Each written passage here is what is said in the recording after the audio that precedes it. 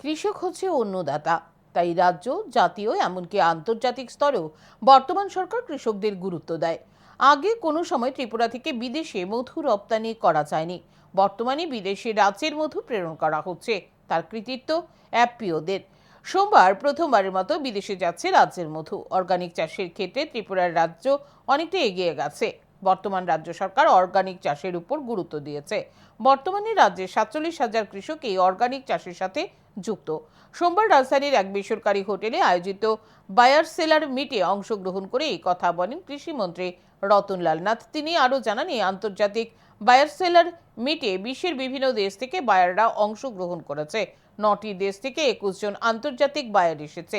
রাজ্যের কুইন আনারস বর্তমানে সমগ্র বিশ্বের কাছে পরিচিত। সোমবার রাজ্য থেকে 1000 কেজি মধু বিদেশে প্রেরণ করা হয়েছে। এই দিনের বায়ার সেলার মিটে অংশগ্রহণকারী বায়ার সেলাররা নিজেদের মধ্যে মত বিনিময় করে।